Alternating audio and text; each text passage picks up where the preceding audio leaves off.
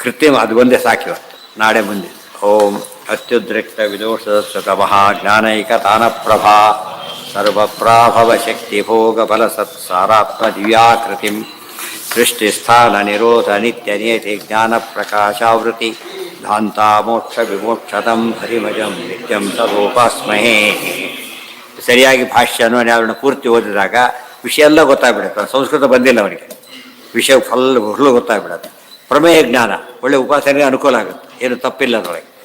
ಅರ್ಥ ಆಗೆಲ್ಲ ಮಾಡಿದಾಗ ಸ್ಟ್ರೆಂತ್ ಜಾಸ್ತಿ ಇರುತ್ತೆ, ವಿಚಾರ ಬೇರೆ. ಬಟ್ ಇದು ವೇಸ್ಟ್ ಆಗೋದಿಲ್ಲ. ಅರ್ಥ ಆಯ್ತಾ? ಈಗ ಅಂತೂ ಮುಕ್ತಿ ಐಕ್ಯ ಹೊಂದೋದಿಲ್ಲ, ಮತ್ತು ಗಟ್ಟಿ ಆಯಿತು. ಅವನು ಇನ್ನೊಬ್ರಿಗೆ ಹೇಳಕ್ಕೆ ಬರೋದವರ ವಿಷಯ ಬೇಡ, ಅವನಿಗೆ ಮನಸ್ಸಿಗೆ ಗಟ್ಟಿ ಆಯಿತು. ಅದು ಪ್ರಮೇಯ ಜ್ಞಾನ ಉಪಯೋಗ ಆಗುತ್ತೆ. ಅರ್ಥ ಆಯ್ತಾ? ಆದ್ದರಿಂದ ಜ್ಞಾನ, ಇಂಥ ಜ್ಞಾನ ಹೊಂದಕ್ಕೆ ಎರಡೂ ಅಧಿಕಾರಿಗಳೇ. ಬ್ರಹ್ಮಸೂತ್ರವನ್ನು ವಿಷಯವನ್ನು ಒಬ್ಬರು ಪ್ರವಚನ ಮಾಡ್ತಾನೆ ಅಂತ ಹೇಳಿದರೆ ಯಾರು ಬೇಕಾದ್ರೆ ಕೇಳೋದು. ಬ್ರಹ್ಮಸೂತ್ರಗಳನ್ನೇ ಪ್ರವಚನ ಮಾಡ್ತಾನೆ ಕೇಳಾಗಿದೆ. ವಿಷಯ ಹೇಳು. ಜನರಲ್ ಲೆಕ್ಚರ್ಸಲ್ಲಿ ಡಾಕ್ಟರ್ಗಳು ಲೆಕ್ಚರ್ಸ್ ಮಾಡ್ತಾರೆ. ಅಲ್ಲಿ ಕೂತವ್ರು ಡಾಕ್ಟರ್ ಅವ್ರ್ಯಾಕೆ ಬರ್ತಾರೆ? ಅವರ ಡಾಕ್ಟರ್ಸ್ ಅವರಲ್ಲ. ಯಾರು ಬರ್ತಾರೆ ಸಾಮಾನ್ಯ ಅಲ್ಲಿಗೆ? ಜನರಲ್ ನಾಲೆಜ್ ಪಡ್ಕೊಳಕ್ಕೆ ಬರ್ತಾರೆ ಹೊರತು ಏನಲ್ಲ ಅದು. ಎಷ್ಟೋ ಸರಿ ಗೂಗಲ್ ನೋಡ್ತೀರಿ, ಕೊಟ್ಬಿಟ್ಟು ಜಸ್ಟ್ ಫಾರ್ ಯುವರ್ ಇನ್ಫಾರ್ಮೇಷನ್ ಅಷ್ಟೇ, ನಾಟ್ ಟು ಪ್ರಾಕ್ಟೀಸ್ ಅಂತ ಕೊಟ್ಟಿರ್ತಾರೆ. ನೀವು ಔಷಧಿ ಕೊಡೋದಕ್ಕೆ ನೀವೇ ತೊಗೊಳಕ್ಕೆ ಹೋಗಬೇಡಿ, ಇನ್ಫಾರ್ಮೇಷನ್ ಮಾತ್ರ. ಆ ರೀತಿ ತಿಳ್ಕೊಳ್ಳೋದಕ್ಕೆ ಎಲ್ರಿಗೂ ಅವಕಾಶ.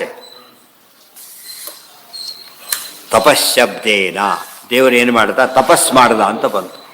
ದೇವರು ತಪಸ್ ಮಾಡ್ತಾನೆ ಅಂದರೆ ಯಶೋಧ ವಸುದೇವ ತಪಸ್ ಮಾಡ್ದ ಸರಿ, ಮಧ್ಯೆ ಭಟ್ಟ ತಪಸ್ ಮಾಡಿದರೆ ಸರಿ. ಇವು ದೇವರೇ ತಪಸ್ ಮಾಡಿದ ಏನರ್ಥ ಅದಕ್ಕೆ ಅಂತ ಪ್ರಶ್ನೆ ಬಂತು. ತತೋ ಅತಪ್ಯತ ತಪಸ್ ಮಾಡ್ದ, ಆಮೇಲೆ ಸೃಷ್ಟಿ ಮಾಡ್ದ. ತಪಸ್ ಮಾಡಿ ದೇವ್ರು ತಿಳ್ಕೊಂಡ, ಕಲ್ತ್ಕೊಂಡ, ಆಮೇಲೆ ಮಾಡ್ದ ಅಂತ ಆಗೋದಿಲ್ಲ. ಇಲ್ಲಿ ಹಾಗಲ್ಲ ಅರ್ಥ. ತಪಶ್ಶಬ್ದೇನೈವ ಯತಿ ಧರ್ಮಶ್ಚ ಉಕ್ತಃ.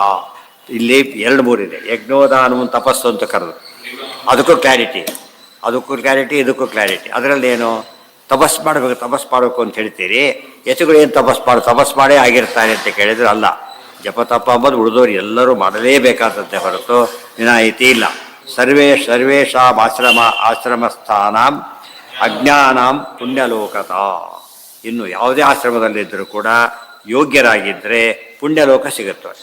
ಪ್ರಮೇಯ ಜ್ಞಾನದಿಂದನೇ ಏನು ಸಿಗುತ್ತೆ? ಪುಣ್ಯಲೋಕ ಸಿಗುತ್ತೆ. ಅಪರೋಕ್ಷ ದೃಶ್ಯಾಂ ವಿಷ್ಣೋ ಅಮೃತತ್ವಂ. ಅಪರೋಕ್ಷ ಜ್ಞಾನಿಗಳು ಮೋಕ್ಷನೇ ಸಿಕ್ಬಿಡೋದು. ಇದರಿಂದ ಏನು ಗೊತ್ತಾಯ್ತು ನಮಗೆ ಅಂತ ಒಂದು ಪ್ರಶ್ನೆ. ಈಗ ಪವಮಾನ ಹೋಮ ಮಾಡ್ದ, ಈ ರೀತಿ ಆಗತ್ತೆ ಅಂತ ಹೇಳಿದರು.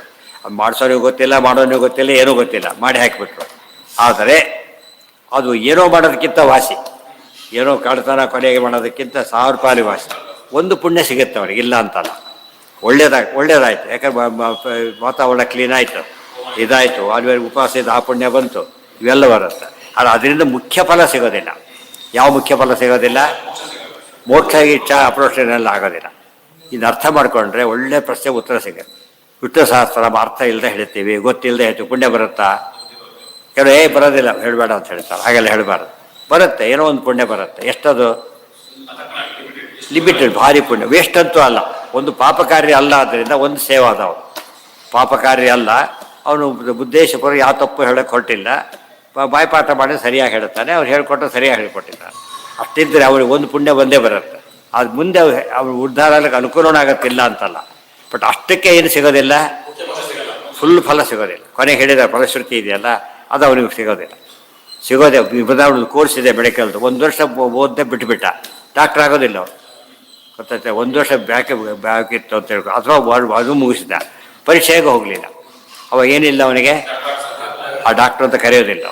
ಅದೇ ರೀತಿಯಲ್ಲಿ ಅವನಿಗೆ ಅಷ್ಟೇ ಓದಿದ್ದು ನಾನೇ ಜನಕ್ಕೆ ಔಷಧಿ ಸಣ್ಣ ಪುಟ್ಟ ಮಾಡ್ತಿರ್ಬೋದು. ನೆಗಡಿಕೆಗೆ ಯಾರು ಔಷಧಿ ಕೊಟ್ಟರು ಯಾಕೆ ಕೊಟ್ಟಿದ್ದ ಕೇಳೋದಿಲ್ಲ. ಯಾವುದಕ್ಕೆ ಕೊಡಬಾರ್ದು ಅದು ಕೊಟ್ಟರೆ ಅವನಿಗೆ ತಪ್ಪಾಗತ್ತೆ ಅಷ್ಟು. ಅದು ದೋಷ ಅಲ್ಲ.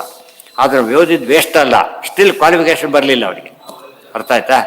ಅದೇ ರೀತಿ ತಿಳಿದೇ ಸಾಮಾನ್ಯ ಮಾಡ್ತಕ್ಕಂಥ ಪುಣ್ಯಕಾರಕ್ಕೂ ಬೆಲೆ ಇದೆ. Very important. ವೇಸ್ಟ್ ಅಂತ ಕರಿಬೇಡಿ, ಸ್ವಲ್ಪ ಬೆಲೆ ಇದೆ. ಆದರೆ ಒಳ್ಳೆ ರೋಗ ಆಗಷ್ಟು ಮಟ್ಟಿಗೆ ಏನಂದರೆ ಅಷ್ಟು ಮಟ್ಟಿಗೆ ಒಂದು ಪ್ಲಸ್ ಪಾಯಿಂಟ್ ಇದ್ದೇ ಇರುತ್ತೆ. ಬಟ್ ಮುಖ್ಯ ಫಲ ಮಾತ್ರ ಸಿಗೋದಿಲ್ಲ. ವಿಷ್ಣು ಸಹಸ್ರ ಮುಖ್ಯ ಫಲ ದೊಡ್ಡ ಲಿಸ್ಟ್ ಹಾಕಿದ್ದಾರೆ. ಅದು ಸಿಗೋದಿಲ್ಲ ಯಾರಿಗೆ? ರಾಘವೇಂದ್ರ ಸ್ತೋತ್ರ, ವಾದಿರಾಜ ಸ್ತೋತ್ರ, ಯಾವ ಸ್ತೋತ್ರ ಬೇಕಾದ್ರೆ ಹೇಳಿ ನೀವು. ಆ ಸ್ತೋತ್ರದಲ್ಲಿ ಇರ್ತಕ್ಕಂಥ ಫಲಶ್ರುತಿ ಮುಖ್ಯಸ್ಥರಿಗೆ ಹೊರತು ಉಳಿದವರಿಗೆಲ್ಲ. MBBS ಓದೋರಿಗೆ ಕೆಲಸ ಸಿಗುತ್ತೆ ಅಂದರೆ MBBS ಅಂತ ಓದ್ದ ಕೆಲಸ ಸಿಗುತ್ತೆ. ಈ ಥರ ಸಿಗುತ್ತಾ? ಆ ರೀತಿ ಓದೋದಲ್ಲ. ದಿವಸ ಸತ್ತು ಹೇಳ್ತೀರಿ ಅಂತ ಹೇಳಿದರೆ, ಕೋಟಿ ಸರಿ ಹೇಳಿದ್ರು ಸಿಗೋದೆ.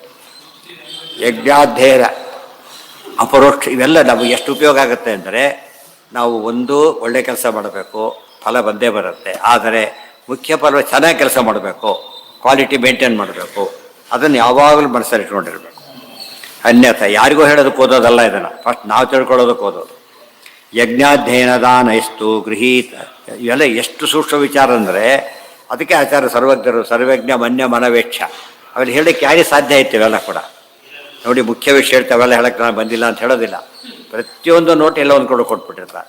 ಅದು ಹೇಳದಿದ್ದೇ ಇಲ್ಲ. ಇವತ್ತು ನಾವೆಲ್ಲ ಗಲಾಟೆ ಮಾಡ್ಕೋತೀವಿ ಅಂದರೆ ಓದಿಲ್ಲದೆ ಗಲಾಟೆ ಮಾಡ್ಕೋತೇವೆ ಹೊರತು ಸರಿಯಾಗಿ ಓದಿದರೆ ಒಂದು ಸಂಶಯ ಉಳಿಲೇಬಾರ್ದು. ಹಾಗೆ ಹೇಳಿದ್ದಾರೆ. ನಾವು ಹೇಗೆ ಮಾಡಿದ್ದೇವೆ ಅಂದರೆ ಆಚಾರ್ಯಗೆ ಸಂಶಯ ಇದರಷ್ಟು ಮಟ್ಟಿಗೆ ಓದ್ಬಿಡ್ತೇವೆ, ಅವರೇ ಸರಿಯಾಗಿ ಹೇಳಿಲ್ಲ ಅಂತ. ಹಾಗಲ್ಲ, ಪ್ರತಿಯೊಂದು ಹೇಳಿರ್ತಾರೆ, ಹುಡುಕ್ಬೇಕು. ಅದು ಅಷ್ಟು ಕೆಲಸ ನಮಗೆ ಕೊಟ್ಟಿದ್ದಾರೆ. ವಿದ್ಯಾರ್ಥಿಗಳು ಏನು ಮಾಡಬೇಕು, ಏನಾದ್ರು ಕೆಲಸ ಮಾಡಬೇಕಲ್ಲ, ಒಂದಿಷ್ಟು ಅಷ್ಟು ಕೆಲಸ ಕೊಟ್ಟಿದ್ದಾರೆ. ಅದು ಸರಿಯಾಗಿ ಹೊಂದಿಸ್ಕೊಂಡ್ಬಿಟ್ರೆ ಉತ್ತರ ಸಿಗುತ್ತೆ. ಅದೊಂದು ದೊಡ್ಡ ದೋಷ ನಮ್ಮಲ್ಲಿ. ಯಜ್ಞ ಅಧ್ಯಯನ ದಾನ ಇಷ್ಟು ಗೃಹೀಶ್ಯಾತ್ ಸೋಮಲೋಕಗ ಇನ್ನೂ ಕ್ಲಿಯರ್ ಮಾಡ್ತಾರೆ. ಇದೆಲ್ಲ ಸರಿಯಾಗಿ ತಿಳ್ಕೊಂಡೇ ಮಾಡ್ತಾ ಇದ್ದಾರೆ, ಎಲ್ಲ ತಿಳ್ಕೊಂಡು ಪರ್ಫೆಕ್ಟ್ ಆಗಿದೆ. ಅವನು ಗೃಹಸ್ಥ, ಅವನಿಗೆ ಗೃಹಸ್ಥನಾದರೆ ಇಂಥ ಯಜ್ಞ ಧ್ಯಾನ ಅಧ್ಯಯನ ಮೂರು ಕೂಡ ಮಾಡೋದ್ರಿಂದ ಚಂದ್ರಲೋಕಕ್ಕೆ ಹೋಗ್ತಾನೆ. ಚಂದ್ರಲೋಕ ಹೋಗ್ತಾನೆ ಒಂದು ಅರ್ಥ ಇದೆ.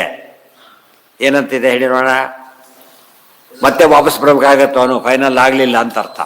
ಇನ್ನೂ ಕೂಡ ಏನಾಗಬೇಕು, ಅವನು ಇನ್ನೂ ಸಾಲದು ಅಂತ ಅರ್ಥ. ಅಂತೂ ಸೋಮಲೋಕಕ್ಕೆ ಹೋಗೋದು ಗ್ಯಾರಂಟಿ. ಸೋಮಲೋಕಕ್ಕೆ ಹೋಗೋದು ಗ್ಯಾರಂಟಿ ಆದ್ದರಿಂದ ಭಾಳ ದೊಡ್ಡ ಲೋಕ ಆದ್ದರಿಂದ ನಮಗದು ಪ್ಲಸ್ ಪಾಯಿಂಟೇ. ಆದರೆ ಪೂರ್ಣ ಪ್ಲಸ್ ಆಗಲಿಲ್ಲ. ಎರಡನೇದು, ಯತಯಸ್ತ ತಪಸಾ ಸೂರ್ಯಂ ಚತ್ವಾರೋಪಿ ವಿಶೇಷತಃ. ಯತಿಗಳು ಸೂರ್ಯಲೋಕಕ್ಕೆ ಹೋಗ್ತಾರೆ. ಸೂರ್ಯಲೋಕಕ್ಕೆ ಹೋಗಿ ಎಲ್ಲಿಗೆ ಹೋಗ್ತಾನೆ? ಸದ್ಮುಕ್ತನಾಗ್ತಾನೋ. ಅದಕ್ಕೆ ಚಂದ್ರಯಾನ, ಈ ಚಂದ್ರಯಾನ ಅಲ್ಲ, ಚಂದ್ರಯಾನ ಸೂರ್ಯಯಾನ. ಸೂರ್ಯನ ಮೂಲಕ ಹೋಗೋದು, ಚಂದ್ರನ ಮೂಲಕ ಹೋಗೋದು. ಪ್ರಾಪ್ಯ ಚಾಂದ್ರಮ ಸಂಯೋಗಿ. ಮತ್ತೆ ಭಗವತಿ ಎಂಟಾಧ್ಯಾಯಲ್ಲಿ ಬಂದುಬಿಟ್ಟೆ ಮತ್ತೆ ಹೋಗ್ತಾನೆ ಅಂತ ಅದು ಸೇರಿಸ್ಕೋಬೇಕು ಇಲ್ಲಿಗೆ. ಅಂದರೆ ಪೂರ್ತಿ ಆಗಲಿಲ್ಲ, ಬರ್ತಾನೆ. ಆದರೆ ಅದನ್ನೇ ಚೆನ್ನಾಗಿ ಕ್ವಾಲಿಟಿ ಮೇಂಟೈನ್ ಮಾಡಿದ ಗೃಹಸ್ಥರು ಮೋಕ್ಷಕ್ಕೆ ಹೋಗ್ತಾನೆ.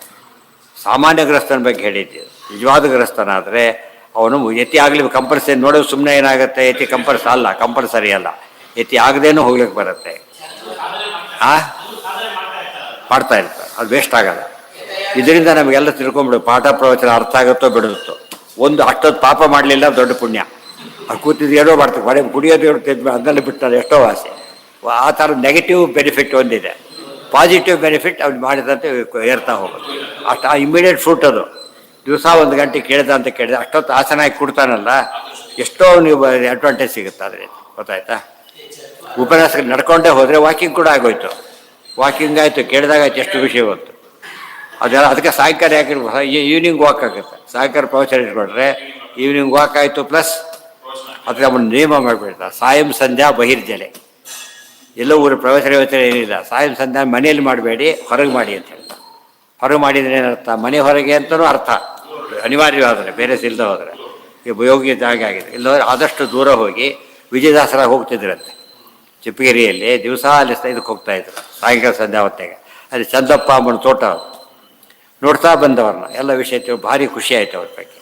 ಅವ್ರದ್ದೇನೋ ಸಮಸ್ಯೆ ಇತ್ತು, ಎಲ್ಲ ಪರಿಹಾರ ಮಾಡಿಬಿಟ್ರು. ಕೊನೆಗೆ ಏನು ಮಾಡಿದವನು? ಪೂರ್ತಿ ಅವರಿಗೆ ದಾನ ಮಾಡಿಬಿಟ್ಟ. ಪೂರ್ತಿ ನೀವೇ ಇವತ್ತು ಅತಂದೆ ಕೊನೆ ಸದ್ಗತಿ ಅದೆಲ್ಲ ಕೊಟ್ಟು ಎಲ್ಲ ಹೇಳ್ತಾರೆ ಪೂರ್ತಿಯಾಗಿ. ಇದೆಲ್ಲ ಅರ್ಥ ಮಾಡಿಕೊಂಡ್ರೆ ಸಾಯಂ ಸಂಧ್ಯಾ ಒಂದು ಬೆನಿಫಿಟ್ ಸಿಗ್ತಿ ಯಾರಿಗೂ ಒಬ್ಬರಿಗೆ. ಅದ್ರ ವಿರುದ್ಧೆಲ್ಲ ಆಯಿತು. ಹೇಳೋರು ಪ್ರವಚನ ಹೋದ ನಡ್ಕೊಂಡು ಹೋದ, ಅವನಿಗೂ ಪುಣ್ಯ ಬಂತು, ಕೇಳೋರಿಗೂ ಪುಣ್ಯ ಬಂತು. ಮತ್ತು ಕೂತಿದ್ದು ಗಿತ್ಲೆಲ್ಲ ಪ್ಲಸ್ ಅಡ್ವಾಂಟೇಜ್ ಎಷ್ಟೋ ಆಗಿಬಿಡತ್ತೆ. ನೈಷ್ಠಿಕ ವಾಲಕಿನ್ ಗಚ್ಚಂತಿ ತಪಸೈವ ಋಷೀನ್ ವನಸ್ಥ ಬ್ರಹ್ಮಚಾರಿಣ. ತಪಸ್ಸಿನಿಂದನೇ ವನಸ್ಥರು ಮತ್ತು ಬ್ರಹ್ಮಚಾರಿಗಳು, ವಾನಪ್ರಸ್ಥರು ಮತ್ತು ಬ್ರಹ್ಮಚಾರಿಗಳು ತಪಸ್ಸಿನಿಂದನೇ ಅನೇಕ ವಿಷಯಗಳನ್ನು ಪಡೀತಾರೆ. ಅದೆಲ್ಲ ನಾಳೆ ನೋಡೋಣ, ತುಂಬ ಇದೆ ಅದರಲ್ಲಿ. ಸರ್ವೇಂದ್ರಿಯ ಪ್ರೇರಕೇಣ ಶ್ರೀ ಪ್ರಾಣಪತಿನೇರಿತಃ ಯದವೋಚ ವಹಂತೇನ ಪ್ರೀಯತಾಂ ಸಮಲ. ಇವತ್ತಿನಿಂದ ವಿದ್ಯಾಪೀಠ ಅದು ವಿರಾಟ ಪರ್ವ.